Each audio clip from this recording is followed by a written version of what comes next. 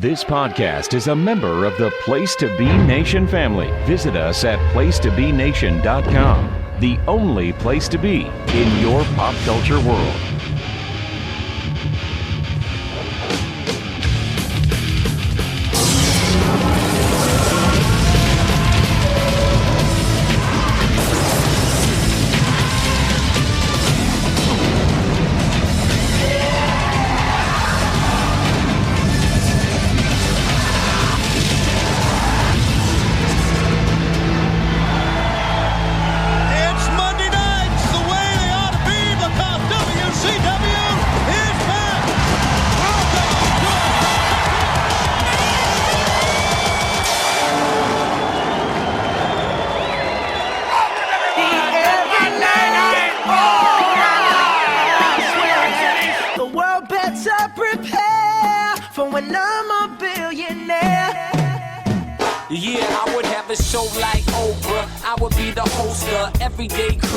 Give Trappy a wish list. I probably pull a Angelina and Brad Pitt and adopt a bunch of babies that ain't never had shit. Give away a few Mercedes like, here lady, have this. And last but not least, grant somebody their last wish. It's been a couple months that I've been single. So Place to Be Nation, welcome to episode number 32 of Wrestling Warzone, a Monday Night Wars podcast retrospective. I am JT, and joining me as always is my partner on the show, Chad Campbell. Chad, how are you? Doing pretty good. Just down some brisket nachos. Oh. Very tasty. Oh, it's like you're living to make me jealous. Little beer cheese, some nice red onions. Yeah. All right. Anyway. Beautiful. I did get my keto black box, my first month subscription, and today for some snacks. So. Living large. Yeah. All right. You're sticking with it. You're like 2 months in, right? Yeah, I started the day after Labor Day, so just about 2 months. It's going well. Yeah, Drew from Ginny and the Gems asked me yesterday how the diet was going. He said we hadn't mentioned it on the last couple episodes. I said there's a reason for that on my end. Off the rails. Well, Drew, mine's going all right. Mine's going actually really well. I recommend brisket nachos, Drew. That's all I gotta say. If you have if you're mentally ready, this has been the most successful diet I've had so far. Yeah. So. I proceeded to tell him last night when he asked that I had just gotten a McRib, so that kind of sums up how things are going. Yeah. Obviously, about as well as WF is doing here in early '96. Yeah. So before we get to that, though, we did kick off a new tradition last episode, talking about the current wrestling wars, and I think it's a fitting one because. You'll be hearing this a little bit of a lag on this one, so we're recording this about a week behind when you're going to hear it. But today's ratings for last night's Wars installment saw NXT severely close the gap, Chad. Yeah, this was, really,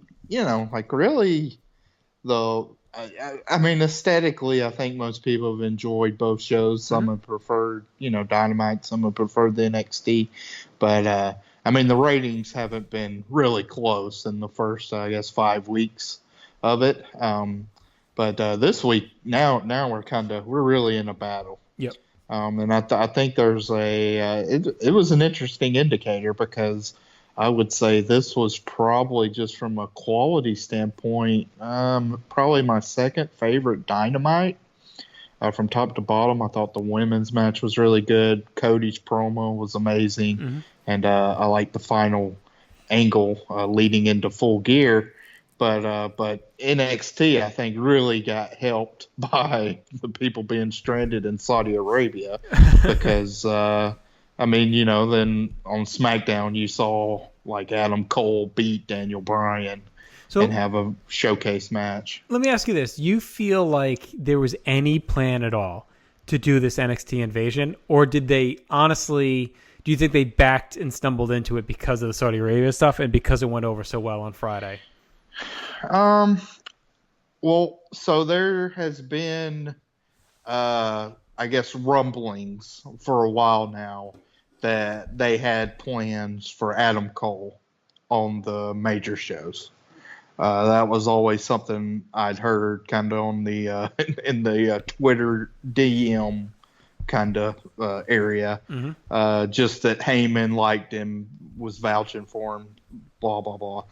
So I don't know. I don't think that was a surprise, even from what we'd seen of like Balor showing up at NXT. I think it was only a matter of time before we got some more main roster talent down on the NXT shows proper, especially as they kept losing the ratings.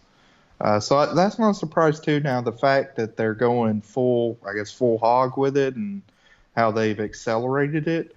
I don't know if they plan to do it in that scope, but it's a welcome change. I mean, I think it's an angle that has excited at least the WWE fan base that they've had that's been kind of maligned for the last months, years, however long you've been dormant. This is something to kind of sink your teeth into, at least. Well, and plus with Survivor Series coming, they were likely going to do the title champion matches anyway, because that's kind of a running thing.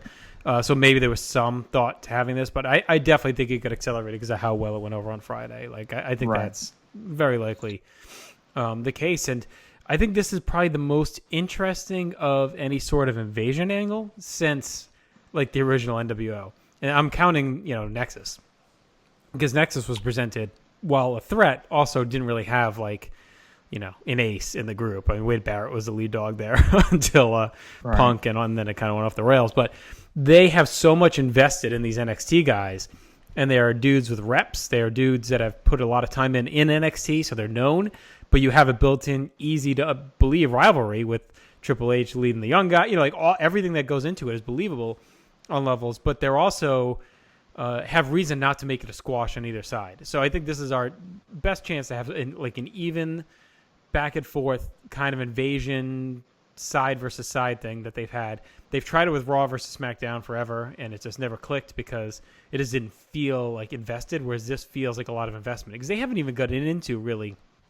I mean, maybe they haven't watched a lot of the promos because I just kind of had it on side the last couple of weeks, but have they even really gotten into where like this veteran talent held back kind of angle yet either? Because that's out there as well. Yeah, no, I don't think they've really played that up. Yeah. But I mean, that's something they can go to.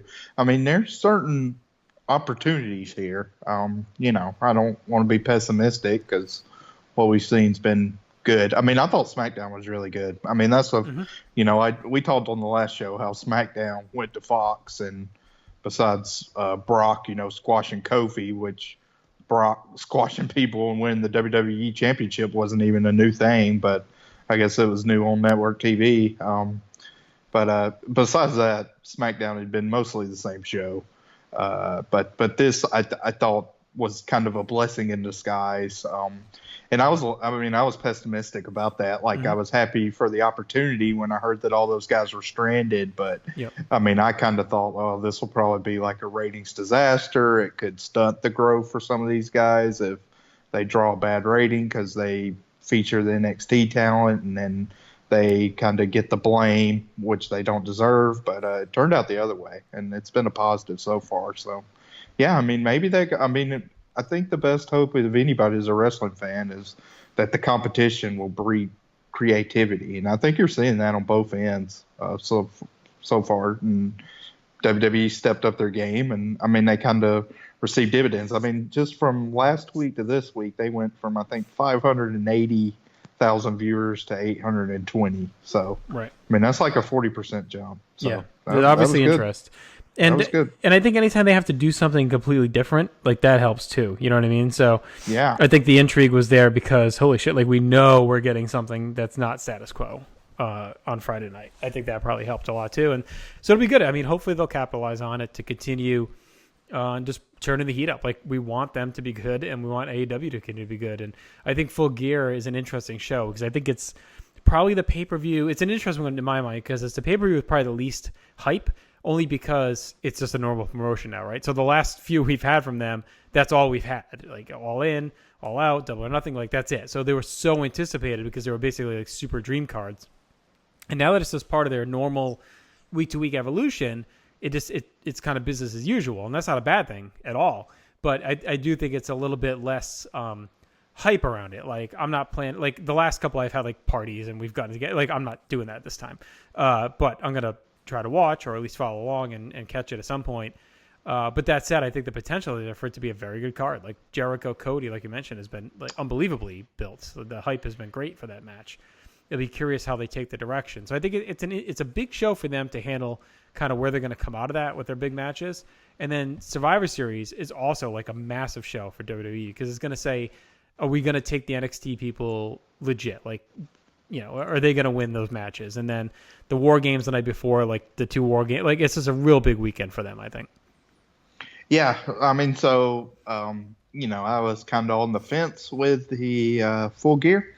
And I'll say, I mean, like Cody and Jericho have bought me in. So I did purchase it on the Fight App today, which I kind of surprised myself. But I've been so invested in that feud. It's just been a great build. And I think it's a feud that really has stakes. And, you'll be listening to this, you'll know what happened. But it's one where they kind of booked themselves in somewhat of a corner with, if Cody loses, he says he's not going to challenge again for the belt, and you really hope they stick to their word on something like that with a new promotion.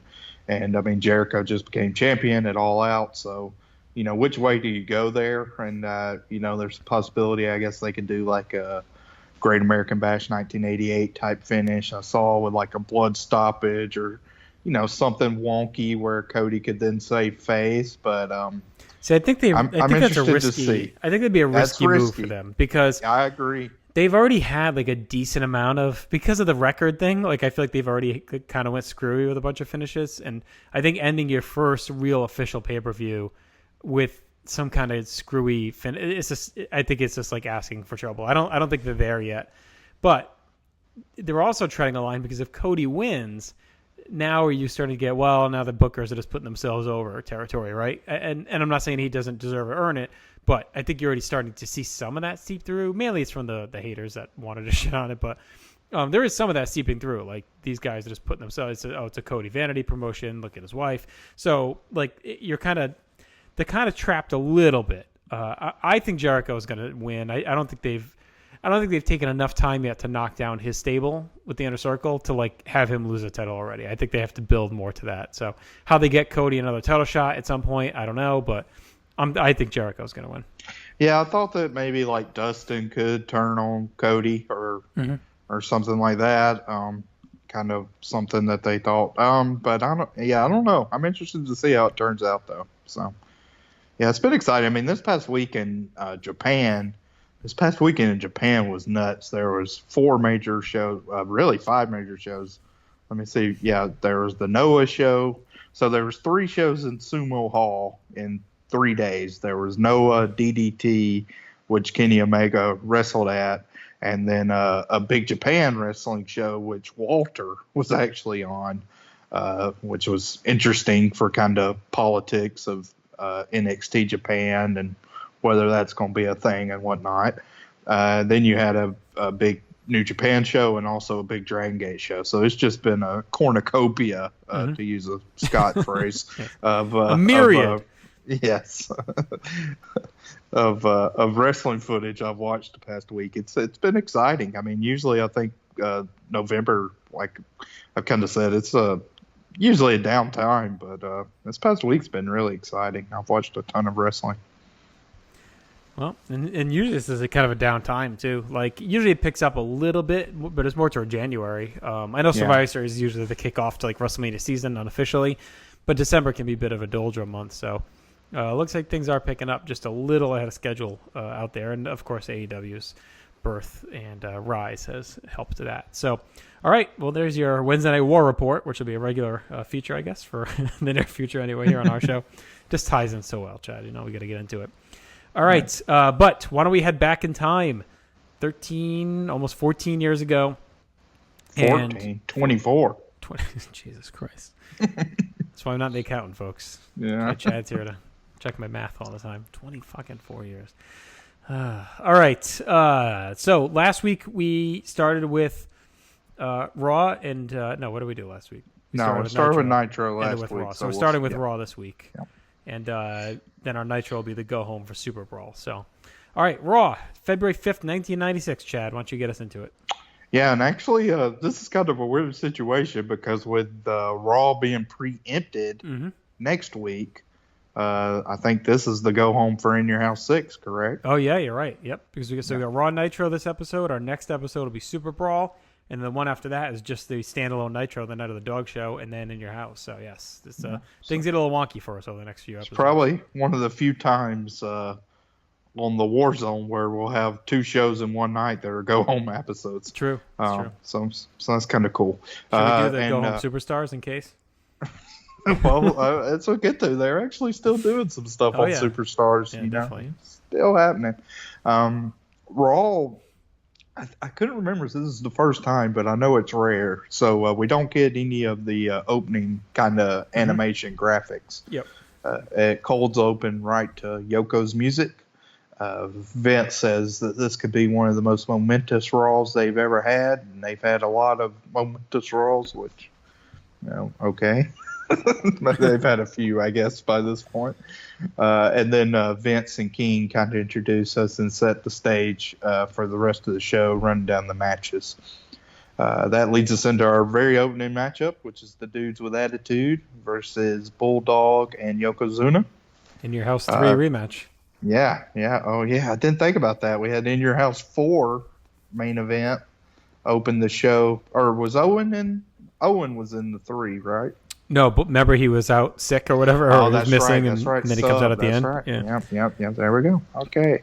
For some reason, though, these matches, there is a little bit more energy in the promotion because these matches do feel a little bigger than they did at that point. So it's kind of crazy. In the past 2 weeks on Raw, they've main evented 3 out of their last 4 pay-per-views as rematches. Yeah, right. This Brett one Taker, has 2. Yeah. So that's kind of interesting. Yep. Bulldog and Sean. First off, when Sean came out, he gave the Wolfpack signal. So I always enjoy when he does that. For the camera. Just doubling back to that point, I wonder if too, because with Mania coming, if they kind of saw this as a chance to like wrap all the feuds that have been going on in the fall, like knowing they're going to reset everything pretty much in a few weeks. Yeah, we kind of saw that after like SummerSlam. Remember we had like Brett Yankum way after, like, and they kind of seem to be putting the bow on the summer going into the fall. So it feels like that to me, like they're kind of just moving past a lot of this stuff as they kind of get ready to reset for the spring. Yeah, that's true. I mean, you're seeing, the stuff they end up doing for Mania is really fresh. Yep. If you look at the Mania card, it's a lot of either first-time matchups or stuff we hadn't seen for a while, like Brett versus Sean. So yeah, that's kind of true. They're just finishing up what they had here. So Bulldog and Sean start off. Thought a nice shoulder block by Davey, which sends Sean to the outside. He took a really nice bump where he kind of backpedaled and then hooked himself over the top rope and took a nasty spill. Just a great bump by Sean. Sean tries to rake the eyes to gain the advantage, and then he's able to clothesline Davey Boy to the outside. But Yoko comes in from behind and sends Michaels into Diesel. But Diesel catches him, and they turn that into a crossbody. So that was a good double team by the Dudes with Attitude. Mm-hmm. Diesel then sends Yoko to the outside, and the crowd's pretty hot for that. Yoko and Diesel then face off. The crowd starts chanting for Diesel. But this was kind of cool where Yoko hit a Samoan drop. Like Diesel went in for a charge, and Yoko in one fluid motion just kind of picked him up in the Samoan drop position, dropped him down. That looked great. But he misses the elbow to follow up on that. And then Sean comes back in, gets the tag, and here's where we get our heat segment where Camp Cornette takes over on him. Nice delayed suplex from Davey Boy. We go to break and come back, and Yoko's still pounding away. A little bit of plotting action here by the Hills, but at least we didn't get the dreaded nerve hold, so I was happy for that. Yes, we're spared. Keen has a fat joke for Yoko where he says on Groundhog's Day they saw Yoko's shadow and predicted 6 more years of winter. So very, very keen joke there. Yeah. Davey slams Michael by the hair and then does his dance around. I always love when Davey does this where he does like the I don't even know what you call it, but like the front nip up, where he twists around and he's very proud of himself. It's kind of like I picture him dancing a Bicycle by Queen, Yeah. Yeah. A little high stepping. Yeah, it's a little Brad Pitt and Burn After Reading. That's sort of how he parades around. But Yoko misses a splash, and now Sean's able to make the hot tag. Fans start chanting USA. Diesel fires away. Michael hits a big splash off the top of Diesel's shoulders. And then we get the finish where Davey Boy Smith comes in. He accidentally leg drops Yoko. And then Sean gives the sweet chin music to Yoko, sending him to the outside. Owen Hart runs down to try to get Yoko back in the ring, but they're unable to. So the dudes with attitude win by count out. Overall, I thought this was a decent TV match, some good spots, and I like the character work. And then we can get into the ending angle. But as far as the match overall, went 2.5 stars. A good start, I thought, to Raw. I went 2.5 as well for this big In Your House 3 rematch. They did recap, Yoko's mishap last week, so they're really playing up the issues lately that have pretty much stemmed since the Rumble. Vince does note that Sean was on Jenny Jones and also has the NBA Jam special event coming up as well. So Sean's starting to make the rounds, maybe starting to get him out in front of the media a little bit as we head towards Mania. And Vince also says there's a recent study that says being a couch potato is bad for your health. So breaking news here, breaking medical news from Vince McMahon. We had a lot, stalling and comedy stuff from Sean early, but I thought it blended into the shine. And they kind of had Bulldog and Yoko stooging a little bit. I did like the Samoan drop spot as well. I had noted that.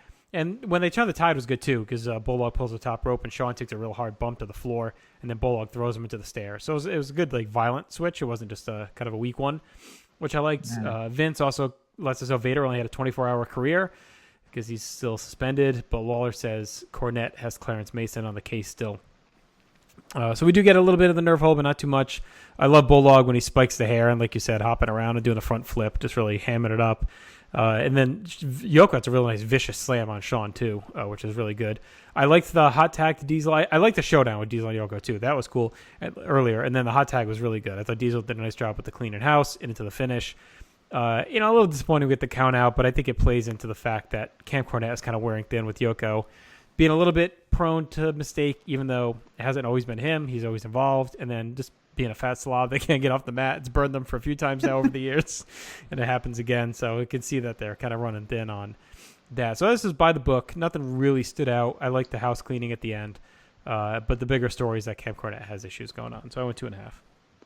Yeah, so after the match, Cornette's in the ring. He's really berating Yoko. Vince does go a little overboard where he goes, Cornette is verbally raping Yokozuna. So he even pulls out the rape word for what Cornette is doing. Verbally raping. Verbally raping. It was kind of awkward when Vince said that. A little harsh. Yeah. And then so Cornette does, basically it's the Bobby Heenan to Andre the Giant WrestleMania 6 spot where he's poking him with his finger. And then Yokozuna finally has enough of that. He shoves Cornette to the ground, a big pop. Davey Boy Smith and Owen Hart go after Yokozuna then, and he's able to fend them off and chases them to the back. And he's pounding his chest, showing a lot of fire. And even Vince says, we haven't seen this energy or fire from Yokozuna in a long time. And, Yokozuna had never been a face in the promotion. And he debuted in the fall of 1992. So it had kind of been a long time running, and I thought the angle was well done and executed well. No, I agree. It was due. As great of a nasty and fitting heel as he is, it had really been worn out by this point. They breathed some new life into him in 95 by giving him the tag run with Owen and reestablished him there. But at this point now, especially with Vader coming in and some of the other players, it was time. It was definitely time for a change. It was well overdue. 3.5 years as a top heel is fine. It'll be interesting to see where they take him. Obviously, he's never really done much verbally, so will they have him speak for himself? Are they going to still have a mouthpiece? So we'll see where they go with that and just how much they end up using him. Is he going to be here just to put over Vader, or is he actually going to get some kind of push? So, right. But it was due, it was needed, and it was well done, even though, like you said, it pretty much mimicked the Andre Bobby stuff. Were you cool with them doing it just here on Raw instead of somewhere bigger or taped Raw and the go home? I thought that this had been built up enough to where, you couldn't have this many I guess, miscommunications. Like it felt like there was an appropriate amount where, Yoko either had to piss or get off the pot. He can only be verbally raped so much before he sticks up for himself here. Yeah. So the interesting thing too is, I don't know. I can't remember if we get the match announced. I guess we can see later. But they end up doing Yoko and Bulldog in your house. So they throw that in pretty last minute. So this really is Yoko's face turn. It's not like a tease and then this is it because they're exploding it in 2 weeks in your house. Yeah, I think they probably may have announced that on the later Superstars. Yeah, they must have. Because we didn't get a doc segment in this show. So no, and I remember it being pretty. Like I remember at the time it being like last second, like they threw it in there at the last minute. Yeah. So then we have a Mankind vignette, another very quick vignette from him where he says, "Maybe I found a home, a hardcore home." And now I can have a nice day. So already kind of has his tagline. And they zoom in like on the ear, pretty much. Yeah, they're zooming in on his ear throughout this. King says that was eerie when they come back to another hokey joke from Lawler tonight. And then Vince gives a very passionate ad read for Silk Stockings. He was really pushing that one. So yeah, He's pretty pumped up, although Silk Stockings, I think, is coming to an end soon here. I don't think we got too much. I was actually surprised that it was still hanging on here because I associate it with like the 1993, 1994 era. Let me just give a quick gander of when Silk Stockings finally. Oh my God! It must have April 18th, 1999. Yeah, I don't think it. So it started on CBS, and then it goes to USA. Yeah, it's on USA till '99. It must move though off of Mondays because we get La Femme Nikita. At one point, we had Tech War in '95, which we didn't see. So, what about the Pacific Blue? Yes, Pacific Blue. That's coming up. I think that might be later this year, and then La Femme Nikita is '97, I think. All right. So they must shift this off on Mondays at some point. God, well, they probably did, and then it came back because I think Tech War was definitely in early '95 because they had William Shatner on, and then it must be back here, and then Pacific Blue I think is like the fall of '96. I'm pretty sure. Yeah. Just go from the corporate ministry burning crosses to some Silk Stockings action. Dun, dun, dun, dun, dun, dun, dun. So weird. Yeah. I definitely remember the open very vividly because if nothing else, it was at the end of all my tapes, my recordings of Raw. Yes. You get the open of it. Dun, dun, dun, dun, dun, dun, dun. Usually had about a 15 or 20 seconds of Silk Stockings before you get the static. So our second match, I was looking forward to this one. It was Hakushi versus 1-2-3 Kid. Another rematch, Chad. This from SummerSlam 95. I know, SummerSlam, which I like that match well enough, but I was interested to see what they could do here. Yep. Kid has the big bottle with him. I again say that's hokey. We also learned that I guess on Superstars he brought out a stroller to distract Razor. So stupid. Like this was such a good feud when it started in the fall because it was based in like believability. Like we were on board, Chad, with Kid being pissed at Razor, being flustered, selling out to DiBiase out of desperation of always being the little buddy. Like there was such a natural story there. I don't know why we needed to really gimmick this up with the crybaby stuff. It's got Cornette written all over it, by the way. I mean, I know Cornette was heavily involved in the booking at this point. This felt like just a territorial thing. I don't know, just some of his worst tendencies. Yeah, definitely. And this is also a rematch, by the way, from the November Raw. So I wanted to see what we graded that one. Ooh, okay. Are you can pull that up, I guess, while I. It was November 20th, which was the big night after Survivor Series Raw. You went 2.25, and I went 2, so we didn't like that one near as much as SummerSlam. Okay, and that's interesting though that was only the Shawn collapse Raw, right? Yeah, and I wonder. I'd have to look back, but I wonder if that was like storied up because it was right after Survivor Series where Kid and Razor, like this was right in the thick of the Kid and Razor stuff, so. Maybe it was like dragged down a bit. I feel like it was more of a kid squash, honestly. No, I think back because they were kicking off his heel turn. Right. I don't want to bury the lead, but that's interesting. It was on that show, and I'll get to that later. So there was some basic but fun mat work to start, I thought. Hakushi kicks the leg out of Kid, but Kid nips up. Lawler's laughing at the thought of Razor in a diaper again. Now, he's had some bad lines, but I didn't enjoy this one. He says that Razor was so ugly, his mother diapered the wrong end for the first 6 months of his life. So I thought that one was good. Then Kid sends Hakushi to the outside, hits a somersault pescado, and landed right on his feet. That looked great. Running drop kick from Kid back on the outside as well as we go to a break. Back from break, we see a replay of 1, 2, 3 Kid hitting a flush front kick to counter Hakushi, and that hit him right in the forehead. Suplex from Kid. He scales the top. Hakushi counters that with a drop kick right to the midsection. And then Hakushi hits his springboard elbow and flying forearm for a near fall. An enziguri variation by Hakushi, and Kid powders to the outside. Hakushi hits a really good-looking springboard splash on the outside. We go back inside, and Kid is able to counter back with a spinning back kick for 2.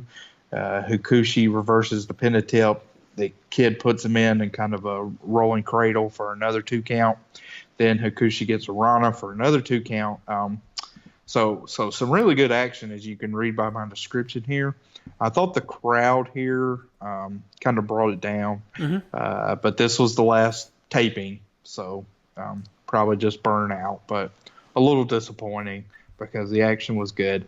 Hakushi goes up top, but Kid's able to drop kick him and then hits a really cool-looking super butterfly suplex from the top rope for the 3 count. So I thought this was and Kid does do the Wolfpack symbol after he wins, so there we go, solidarity there. So I thought this was a real good match, and to me it kind of showcased how, again, Raw had some guys that could counterpunch versus what you were seeing on Nitro, because the action here felt comparable to what we've seen on Nitro, and we just hadn't seen many matches on Raw that felt that way. So I think, if they kept building stuff with this, and we'll see going forward. Honestly, don't know how much showcase matches we get like this, but I mean, this was given a good amount of time to tell a good story, mixed in high spots, stiff strikes, and just overall was a really good wrestling match. 3 stars, so maybe I'm even underselling that, but I just thought it was a real good wrestling match, and on Raw so far, we just haven't had, honestly, that many that were like that, especially on the undercard. So it was a welcome sight to see. For sure. And I think the only downside versus compared to those Nitro matches is this feels like Hakushi's clearly cooked. You know what I mean? Like this doesn't feel like 2 young up-and-comers. It feels like Kid doing this weird gimmick, and it is like 2 guys that just went because they could, but there wasn't like a feel of urgency as far as, okay, this is like a big match with these guys on the card. Like, unless you still had faith that Hakushi wasn't washed at this point. But that all said, I thought maybe this was his last match, but we'll see him at least one more time in March. But he's not around too much longer. Like we always see, by early March, he's gone TV wise. I think he's gone even before that as far as like live stuff. So we're getting near the end for Hakushi. So I liked the early back and forth. Vince also notes there's an India tour going on right now. We'll see exclusive footage this weekend on Superstars. Kid turns it over, that nice somersault senton. That was a good spot. I liked the offense from Kid. I thought the kicks and strikes were sharp. They weren't lazy. I liked the Hakushi meeting with the drop kick as he came off the top to start his rally. That was really nice. The handspring elbow, the dive to the floor. And what I found admirable by Hakushi was, for a guy that's in his position where he had a big push, but never really got like the King's push, like it just kind of ended. And since really the summer when he started this face run, has been saddled with Barry Horowitz, the skip stuff. Like he had every right to go out there and mail this one in, but he is emptying the tank and like just really letting it go late in his run here. So I don't know if he had known he was leaving yet, or if he was showing his wares for a return to Japan, or one of the other American promotions. I'm not sure what he had in mind, or maybe he just liked the Kid and liked their work. So, but he is out there. really working hard in this match, which I thought was cool, especially in the last night of the taping. Like they had every reason for him to mail this match in, and he doesn't, which was cool. So I like the top rope shoulder block and the really good near fall and that reverse pin, like you said, and then the Frankensteiner Rana was really good, and then the finish was nice too. That super underhook suplex is really not a move you see often, especially at this time. No. So Kid really showed off at that. That was a good match. It was tight, well worked. Everything clicked. It built smoothly. They have nice chemistry. It's a good win for Kid, a clean win, no bullshit. You beat them clean, head into In Your House, and I thought Hakushi really deserves so much more. Like he's busting his ass out there, a guy that could have been more and should have been more. If it was a different time, it just wasn't going to happen at this era here. So 3 stars for me too, Chad, and just a reminder of what Hakushi could have been. Yeah. This was kind of a fun one to maybe go back and watch if you're picking and choosing on our watch along here. Then we get a Jim Cornette, Clarence Mason promo. This was similar to what they had to say last week. Just Mason had prepared case law, and he said he personally had been to the Supreme Court to argue. And Mason says that they will sue unless there's immediate reinstatement of Vader. Using his powers unilaterally. Yes. So, then we hear from Gorilla Monsoon himself.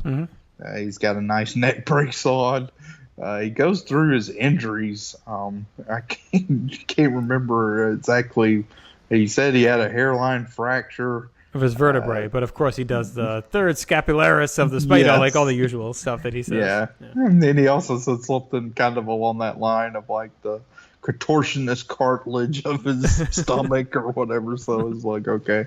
Now, Monsoon says that while he was provoked, he really didn't respond in a presidential manner, so he's a little resourceful for that.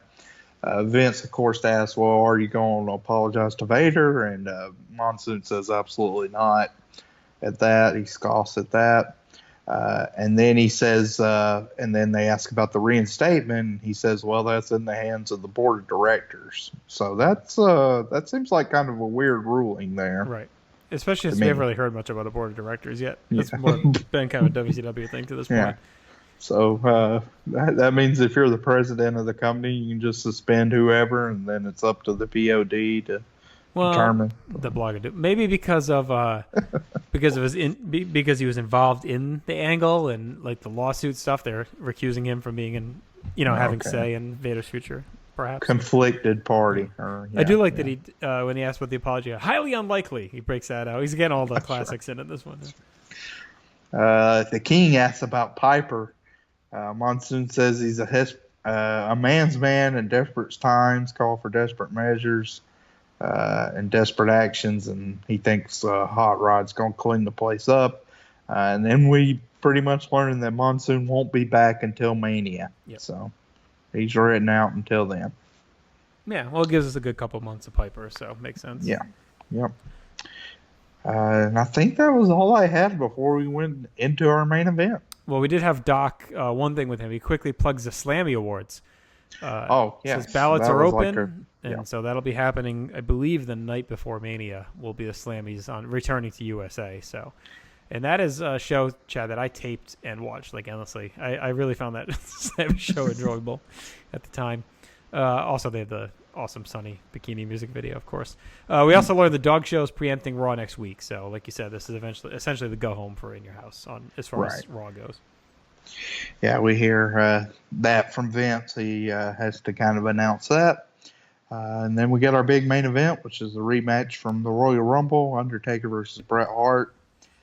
We've had 2, I thought, good matches, so I was hoping this would keep up the momentum. And it's just so weird to me, as I'll get to in my description, but these 2 guys that have such great chemistry a year and a half later just have nothing now. Taker does not have his face mask on, thankfully. So that's gone. He does have the early advantage in this match. Really plodding start, just kind of punching and kicking, and just nothing really happening. Diesel comes out and just sort of walks out when Taker is about to do his rope walk on the top rope. And he sees Diesel, gets distracted by a little bit, and that allows Brett to drag him from the top rope and take over. Brett starts working on the leg as Diesel sits down on commentary. I didn't think Diesel seemed too interested on commentary here. No, definitely not. He does get in a decent line where I think his Vince asked him, what do you say about Taker saying it'll be a cold day in hell before you win the WWF title? And Diesel says, hey, I think it was minus 70 in hell today. It's like, all right. Well, we'll see it play out a little bit more over the coming weeks, but I believe the contract stuff is starting now. So it wouldn't shock me if, he might have just been doing like the cool guy gimmick, and that's why he seems checked out. Right. But it also could have been possibly legit too, because that was all firing up right now. Yeah. So we take a break. We come back from that with Taker hitting a suplex, get some more back and forth, and then Taker hits his clothesline. But Brett comes back and starts working on the leg some more. Then we get into the finishing stretch where Taker went for the tombstone. Mm-hmm. Once he lifts Brett up, his Brett's legs kick the referee. God. And that was awful. It was so bad, like so fake looking. Yeah, didn't look very organic at all. No. Then Brett gets spilled to the outside. Diesel leaves the commentator's booth and starts attacking him. He posts him on the post. And then Taker rolls to the outside, starts going after Diesel, and ends up posting him.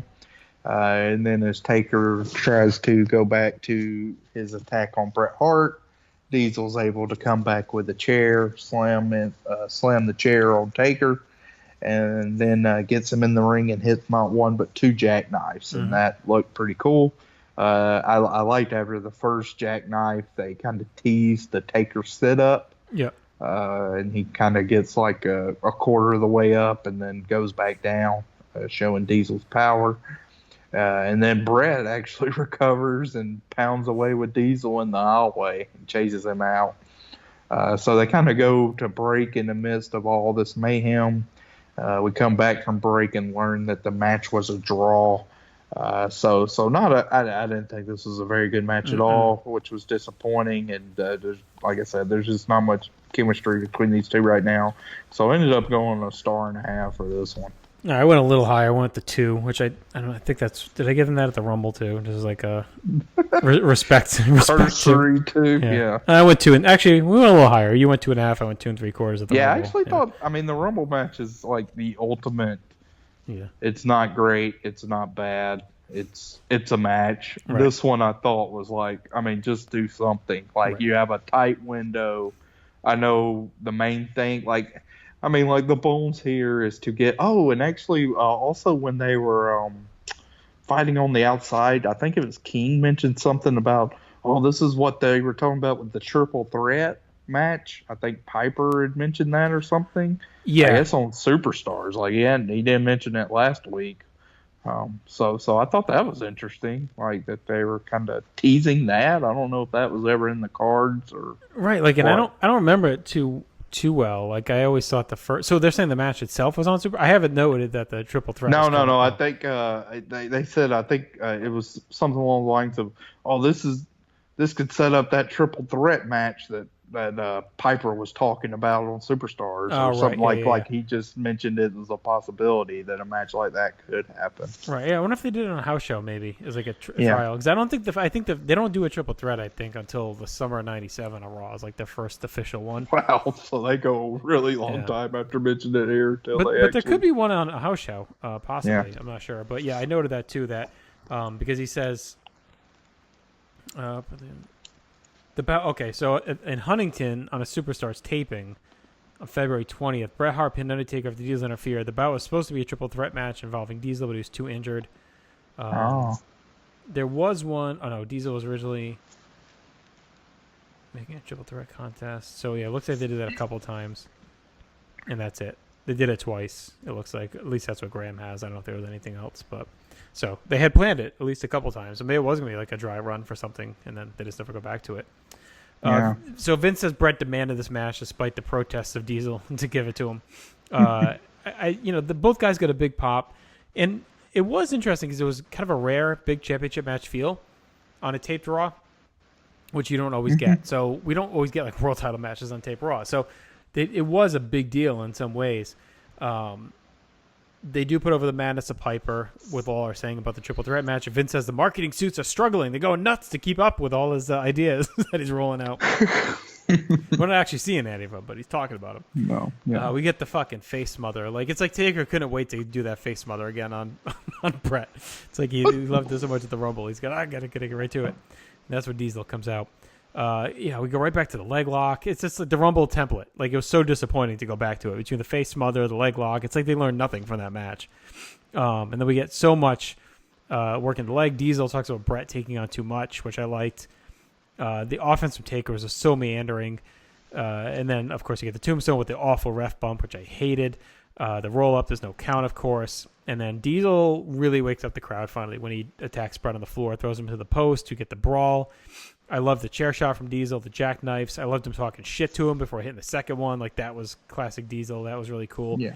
But the ref being out at this point was laughable still. Like, the ref is still down from that lame-ass kick to the head that he had. He's been out for, like, so long, which I thought was a joke and not believable. But I thought Diesel looked like a real beast through all this. He threatens Brett, walks off, then we get the brawl, and Taker sitting up. So the match itself was boring, pedantic, just like the Rumble. There's no chemistry, and it's such a waste of Taker's big match. We've been waiting for this title shot for, if you're a Taker fan, for how many years? Like, he's been out of the title picture since late '91, so we're like 4 years in, and he's finally back in the world title picture, and just get these two stinkers against arguably one of the best wrestlers in company history at this point, Bret Hart. It's like you would think, all right, we have this great workers champion, and Taker's finally getting his title matches, and then just proceed to just put these stinkers out.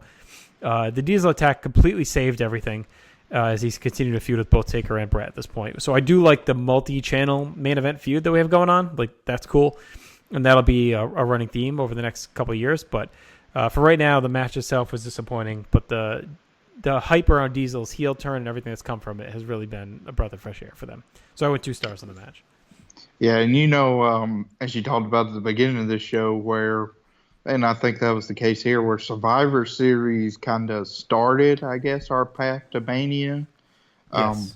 Here we are in February. Mania is the last day of March, and we've had not one interaction between Hart and Michaels so far. So it's like they were really focused on In Your House. I mean, I guess, too, this is the first year they've had a pay-per-view between the Rumble and Mania. Right. So maybe they're just thrown off a bit on how to build to Mania while also doing this pay-per-view. It's like they felt like they had to do this pay-per-view and then earnestly start the build to Mania. Right.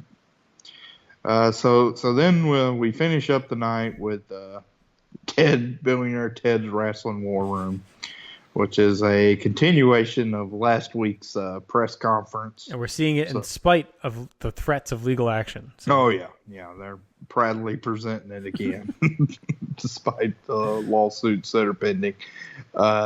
So basically, I mean, this is kind of just more question and answers. And the main gist of this one is they're trying to present Ted as not taking it serious, and Ted keeps calling it WCW's plaything, and they're like, well, Ted, you're losing millions of dollars. What do you got to say about that?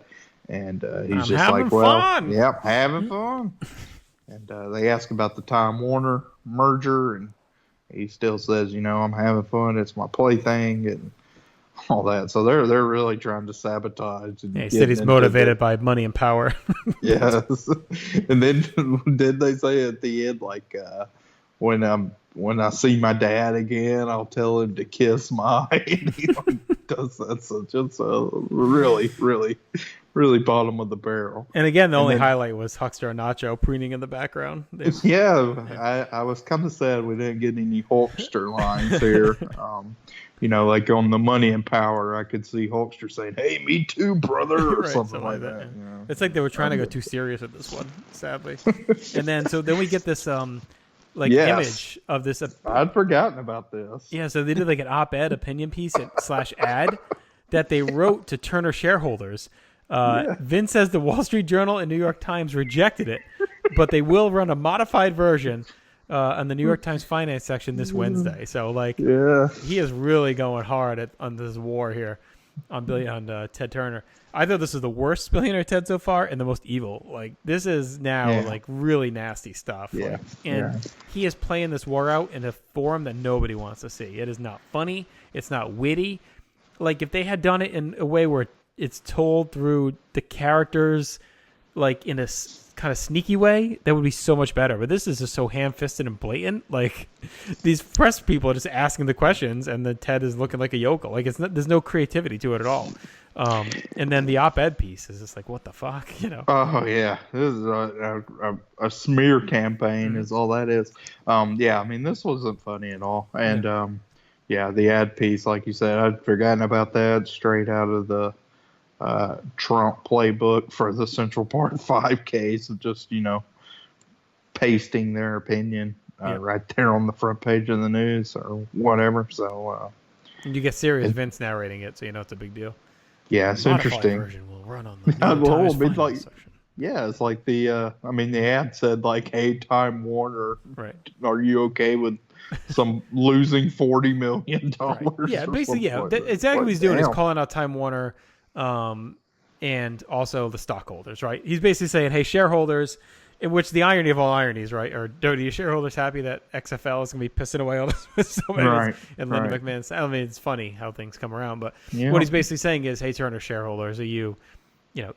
Turner is basically his whole argument is Ted Turner is spending all this money and basically trying to create a monopoly, ruining the wrestling business by stifling competition, and he's only doing it because he has a personal grudge with me. Like that's the whole that's his whole story boiled down. Right. So that was something. So let's get on a dark note. That's it. Yeah, I mean they main evented with this, so there's absolutely nothing else after learning the modified versions coming Wednesday. So what was your match of the night? I think it's pretty easy, right? Hakushi Kid, yeah. Your star or moment? Yeah, moment. I want Diesel attacking Undertaker.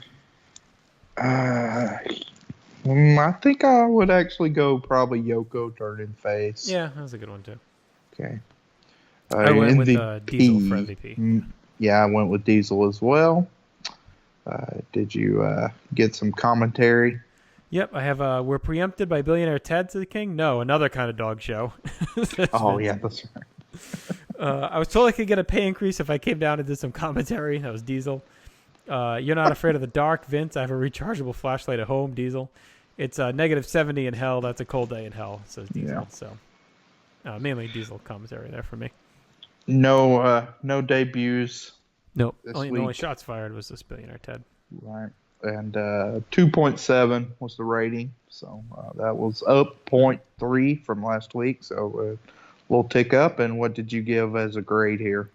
I went 5 out of 10. They tried. They pumped out some big matches. We had a rare, very good match with Kid and Hakushi. We had a very good opener, I thought, or a fine opener, we should say. We had two big moments with the Diesel attack, the Yoko face turn. But Brett Taker was such a drain and so depressing that it didn't carry anything. And then the Billionaire Ted stuff was a real downer at the end. So I went 5 out of 10. It's felt like a very down the middle of Raw when there's some good, some bad, and it just all kind of washes out. Okay, so I agree we sputtered out a little bit at the end, but I actually thought this was my second favorite Raw since we've been watching. Oh wow! And it's only second to the other one, the November 20th that had Kid versus Hakushi too. So that's where that turns into comes full circle, I guess. So I went 6.5 out of 10.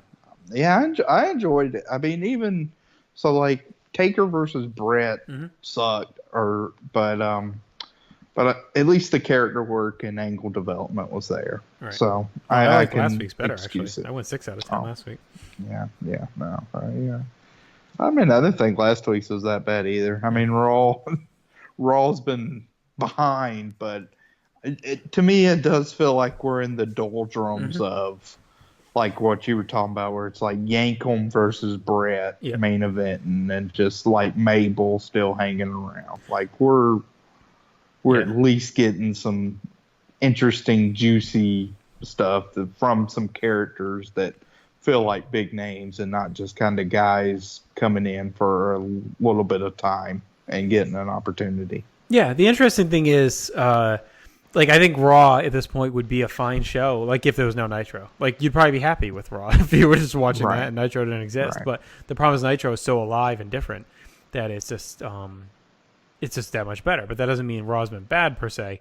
But, yeah, we were out of the real doldrums, which are, very heavy at the end of 95 and very early 96. So we're starting to creep out, and things will definitely improve as we get past Mania and we start to get some real fresh blood. It's still a while before they take the big leap, but we're getting better. We're going to get better.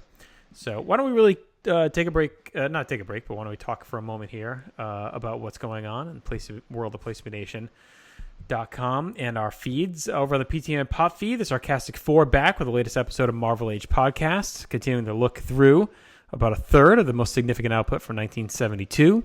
We had a lot of October Halloween-related content that went up on the Pop feed, and one of the last ones that did go up was Scott Criscuolo and Jennifer Smith wrapping up the month with a month-long tribute to Halloween and What a Scream, the History of Horror in America special. So listen to that. The Hard Traveling Fanboys were back with the latest edition of Fix It or Nix It, looking at 2015's Fantastic Four, and the weekly episode of DC For You delivers an in-depth look at the current events from this month. Of course, This Week in the NFL is out each and every week as well, previewing the next edition of games and reviewing the past weekend's batch. Another weekly show, siblings Kevin and Mary host a brother-sister rewatch podcast. They're working their way through Season 3 of The Office. It's one of my favorite podcasts right now, Chad. I'm really into it. I like it a lot. Yeah, Office is a good show to rewatch. Mm-hmm. I found it a good show to rewatch if you just, don't want to watch like a whole series, but, like catch a couple episodes here and there. Yeah, no, it's really good, and the podcast is a great look, especially Season 3, because that's really seasons. I'd say 2 and 3 are the two best seasons of The Office. So new show, Chad, Diamond Conversations. Another Chad B is the host there. On the third episode, he has an interview with author Chris Donnelly, talking about the '85 Mets. He's talked about former players as well. He's had on the show, so it's really cool if you're kind of in the inside baseball diehard fan. He's had some interesting guests so far. Yeah, it almost, in some ways, it feels like the baseball version of Row 1, Seat 1. Yes. Yep. Yeah. On the latest episode of Laugh-In Theater, Andy was joined by Miranda to live watch the 1988 comedy Beetlejuice. And, of course, the greatest sitcom of all time tournament starting up soon. Like the tournament page on Facebook so you don't miss a single matchup. And later this week, or at some point in the next week, will be a preview podcast looking at the brackets to kick off the tournament. So be ready for that. Get your voting finger ready. Over on the wrestling feed, Chad, we continue to dip in the vault. You and Parv had a review of Great American Bash 88. Any memories of that one? Well, like I said, we may see a repeat of the finish with Full Gear. I guess you'll know by the time you hear this. But, yeah, I like that show. I think, the ending match with Luger and Flair, it's a crap finish, but the match leading up to that was very good. So yeah, and that was a fun episode. You and Parv are starting to get like close to your groove at this point now.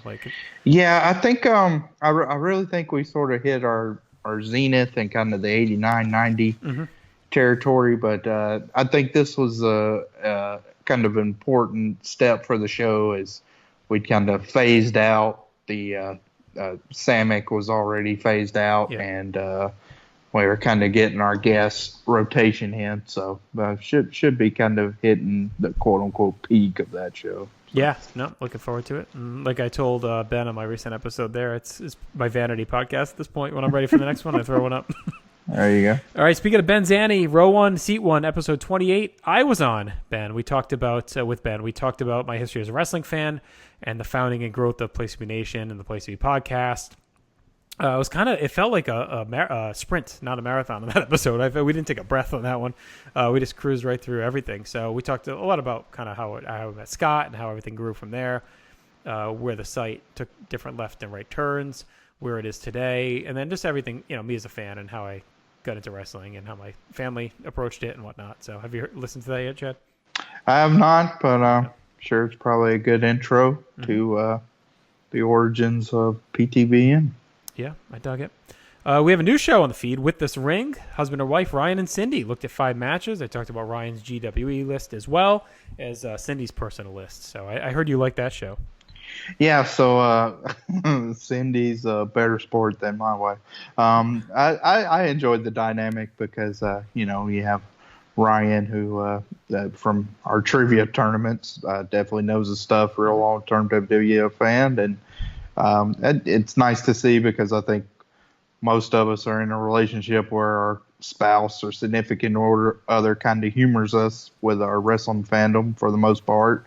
And so to see kind of her opinions on some of the matches, especially like in they watched the Hardy Boys versus Edge of Christian TIT match from No Mercy '99. Yep. And just her talking about like, some of the ladder spots were gratuitous and didn't really seem like they were trying to win the match. Kind of cool, advanced thoughts that you got from a first time viewer there. So I found that intriguing. Yeah, no, it's a good show, and Cindy's really cool. We met her in Brooklyn at SummerSlam 15, I think. Her and Ryan came out. So, Place to Be podcast, a couple new episodes. Scott and I were joined by the Cowboy, by Mr. Atherton, and Matt Souza. We did a live watch of the Mike Tyson-Buster Douglas boxing championship match from 2/11/90, and that is because we are around that time frame on the podcast. And earlier this week, we were joined by Peter Winson for a review of the January 90 Saturday Night's Main Event. So we are creeping toward WrestleMania 6 in the Place to Be podcast timeline. And finally, the latest PTB and Extreme 3-Way Dance, myself, D'Amato, and Jenny, continuing our adventure. 3 more episodes of Hardcore TV from June 94, and Hostile City Showdown will be coming this week as well. So keep an eye out for that. Pay-per-view review. Also, this past week, you would have heard the debut episode of our brand new wrestling game show, Body Press Your Luck. It was a lot of fun to do. It's a quick, breezy listen. If you like wrestling trivia, you will love this show. It was a lot of fun. We had some good competitors on, and we'll continue to bring that to you. We're looking at monthly right now, so hope you enjoyed that. Bring us any feedback. Also, subscribe to the Jenny Position on iTunes, the new home of Geek and Sassy, talking pop, freak out driving, telling stories, and much more. A lot of fun content coming from Jenny. It's an easy subscribe, easy listens, easy downloads. Telling stories was fun to do, if you haven't heard the second installment yet, and fun to listen to as well. PlayStation.com, each and every day, new voices, fresh takes, wrestling world, sports, pop culture. We have the SmackDown and Fox Report. We have This Week in WWE with John Crow, Jason's DVD Deep Dive, and Ben's Unpopular Opinion, plus other veteran columns like the Wednesday Walk Around the Web with Glenn Butler, Scott and Logan with Campus Hot Takes. Shop with us, PlayStation.com/Amazon, and start prepping and submitting your ballots for the GWWE Pay-Per-View TV Match Ever project. That is, ballots are open. They're available on the Facebook page, or you can check out the message board, bigelow34@proboards.com, and get those ballots in by December 31st. All right, Chad, time to head down south for Monday Nitro from this same week. Do you want to get us going on that? Yeah, so we go in and, with Nitro, we get our opening, and they do not mention what town they're in. Did you notice this? Like, Bischoff never says it. It's weird. So was it taped? It was not taped. I checked that as well. All right, because usually when they don't say the town and they're vague, it's because they're taped, but okay. Yeah, so they didn't even give it on, like, the scroll at the bottom for the opening. They were in Lakeland, Florida. Okay, so I don't know if it's just like one of the it's a Cajun Dome Raw situation where they don't want to say they're in Shreveport or whatever, so we're in the Cajun Dome. Right, they're the Jenkins Arena. Yeah. So Bischoff just kept saying, this hot capacity corral, but they were in Lakeland, Florida. And they're in Florida next week, too, so they're hanging down there. Right. The Super Brawl's at the Bayfront in St. Petersburg.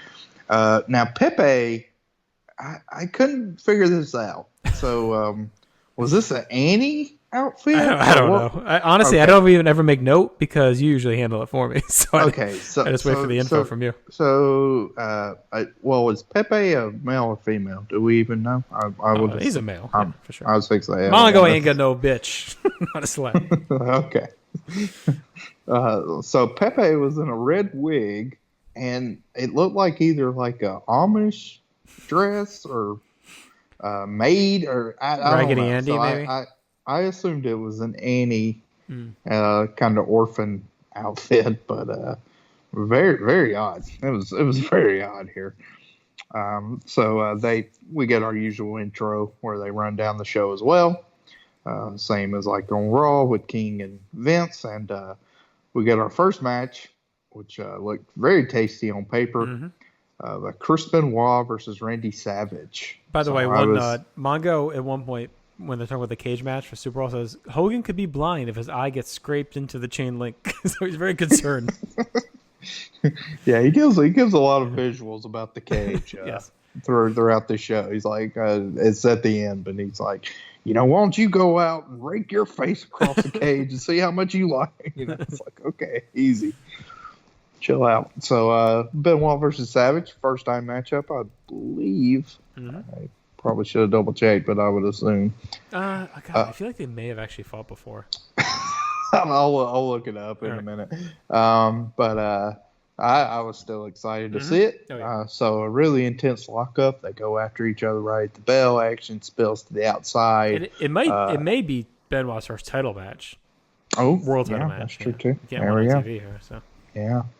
Benoit is able to gain the advantage on the outside. He gets a lot of offense in on Macho, usual, very giving wrestler. Certainly here where Benoit gets a lot of chops and punches and headbutts. Liz and Woman are out for Savage for this match. Yeah, the Devilish Woman. And really good snap suplex from Benoit. Benoit then hits the diving headbutt. And, Mongo's impressed at this point. He's like, oh. He's like, oh, look at this. Benoit hits then a back suplex for 2. Eric calls him relentless. Action spills to the outside, and Savage gets posted. But then Savage fights back with a nice clothesline, and that's cool as Bobby puts Savage over. He's like, hey, he's back on his feet. He just won't stay down. But then we get kind of a cool turn that I don't think was, this just wasn't very telegraphed, but it worked for me, where Woman distracts Savage. Benoit puts him on the outside. And then just this was gross, where Benoit does his diving headbutt. Yep. His face pretty much smacks across the concrete floor, and then a little bit of the guardrail as well. It's disgusting, but, didn't hit the mat at all. And then Savage rolls him back in and hits a nasty-looking elbow drop where Benoit's face down. Yeah. So Savage popped him right in the back of the head, and that looked gross. So Savage gets the pinfall there. Or no, he doesn't. No, he doesn't. He goes to cover, but Flair comes out. Yeah, he goes to cover him. Flair runs out, starts talking to Liz, smack talking her, and then Flair and Arn attack as Woman turns on the Macho Man. So we get the big turn. That draws the DQ. And I guess I'll just run down the little closing angle here. Okay. Where right before the interview, where Hogan comes out, he got a nice pop for the save. He hits Arn and Benoit with the chair, and the Horsemen and Woman now retreat as she's one of them. So a really good match. I mean, I will say, I watched Raw. I enjoyed that show. It's night and day. Yeah. But yeah, so I watched that first, and I was like, hey, it's a good show. Raw might have a chance to win this week. And then I watched this, and it's like, oh yeah, this just still had more energy than even some like Hakushi versus Kid. So I ended up giving this 3 1/4. I just really enjoyed this match. Would like to have seen probably a long form match between these two that went, 15 minutes. I think that could have been an absolutely great match. So right. I enjoyed this one immensely. It's like, look at Raw's rolling out. Like, that's a big card for Raw. Like, look at where Raw's come from in the last 3 years. And you could say, like, wow, like that is a big card for them. Like a world title match, 3 matches, all with big stars, or good workers. And then Nitro just comes out and trumps anything they had in the opener with just a random match that they can throw out here. Like, Benoit's not even positioned as a top contender. He just throws out there with a champion. And they go out there and just have a match that was better than anything on Raw. So it's just like, it's a different deck of cards at this point, the way they're set up with these 2 shows. Savage gets a real big pop. And I like that tussle to begin with. Benoit going at the neck, and it felt like 2 wild animals. Like Savage is lunging and scratching, and Benoit's just punching him off and hard offense. So it really felt like these 2 guys scrapping and going at it, which I liked the feel there. Mongo had an astute point, says Flair's using Benoit to soften Savage up for Super Brawl. I like that. A lot of deliberate offense by Benoit. Hits the flying headbutt, but he can't cover because he's too hurt. The back suplex by Benoit was really hard and nasty there. And then, we just get the sick, disgusting bump where Benoit misses the dive to the floor, smashes onto the floor, slides into the guardrail. Just a gross, one of those ones that you cringe when you see because of what would come. And then, we get the big woman heel turn. I thought that was really well done. The Devil's Woman, she laughs it up as Flair and Arn beat the shit out of Savage. The big elbow to the back is one of my favorite Savage moves. He only breaks it out now and then. I think he uses a little bit more, like in '97, but when he did hit it, it felt even more vicious somehow. Like the big elbow is always a great move, but when he does it to the back, it feels like even more, just like brutal. And it looked at here. So he busted out to really play up the stiffness of this match, and then you get the Hogan save. I thought this match made Benoit look like a star. I mean, he is hanging in there and doling it out to Savage, with Savage selling like he always does so well. We get a shit kicking, seeks out the win. Good opener, high quality ring work, and it's unique. WCW, Zodiac is like emptying the tank, and then WCW can reach in the holster and just chuck this match out on TV. Like, here you go. Like, we can just throw this out. The post match was real hot. The woman turn was well done. I went 3 1/4. Wow. So we, I believe then we have a hidden gem. Yeah. So there we go. Hidden gem there. And I did look it up. It looks like they fought on WCW Saturday night previously. So. Yeah. And then, as we'll learn later, we get the rematch on Saturday night after this. So I probably will try to seek that out. Mean Gene comes in. Did the '96 project? I think it may be. Well, on there. I'm actually doing that. Actually, I'm the remaining person. Yeah. All right, so it should be. I think it's in the matches there that were. Yeah, I just I did a catch up of. I've even made it a little more comprehensive where I've been doing more international stuff. So I did. Before I watched this show, I watched some All Japan stuff yesterday.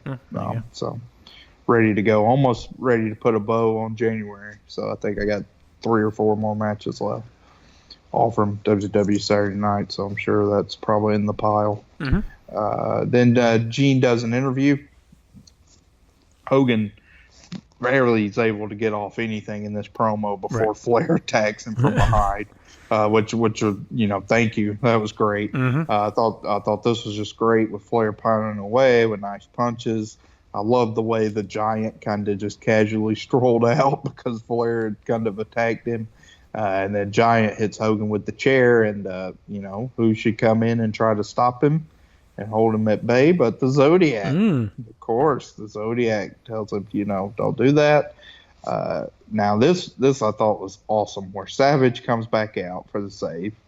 He grabs the chair, chases Giant and Flair away. Eric on commentary asks why the Zodiac would try to stop the Giant. Yep. And then Savage grabs the mic. He says, what he's going to do to Flair on Sunday can't be shown on TV. Then we get a quick kind of just a very quick thing, but something that showed great attention to detail, where he says, he says, he's like, hey, why didn't you warn Hogan that Flair was behind him? He says that to Elizabeth. And on commentary, I thought they did a good job of saying, oh, don't blame her, Macho. And Gene, too. Gene, steps right in. He's like, oh, yeah, it's not her fault. Yeah, she didn't see it coming, so they just kind of shove it away, and Savage is such a nut. It feels like, this could have just been an ad-lib, ad-lib line, or he's paranoid like he has been. But I thought that was great. With what happens, Hogan gets some color for this. So overall, I thought this was a really strong opening segment from Nitro. And between the match and this post angle, we had about 17 minutes of showtime without a commercial break. So they were really long, did a really good job, and I just enjoyed this angle too. Yeah, no, I agree. It was excellent. I mean, the match was great, as we talked about, and this was really well done. We didn't have to hear too much of Hogan talking, like you said. No. He just kind of throws the threat, says they have to stop Flair and Giant, and then boom, we get right into it. We're playing up Hogan's eye, which Mongo did mention earlier, like we said. Hogan's eye is kind of fucked up, so they're really focusing on it. Flair's punching it, clawing at it, and that's why he's bloodied there. So they're playing up that the cage could be really dangerous for Hogan. With his eye and the situation that the eye's in. So, and then the little comment about Liz was really well done too. So no, excellent opening segment. You could argue it's probably better than anything Raw's had since Shawn collapsed in November. This opening year. Oh, sad. Then we, before our second matchup, we get our WCW Saturday Night rundown. Last week's WCW Saturday Night looked great. We do get Savage versus Benoit, the rematch, but the rest of the show, I don't know, because it's Sergeant Craig Pittman versus BK Wall Street, and then no other full matchups are announced. We hear that Anderson and Pillman are going to be in tag action. The Giant's going to be there, as well as Sting and Lex Luger. But you think Pittman's still looking for a manager? I don't know. I'm guessing without them naming the opponents, it was full-on job duty. Yeah.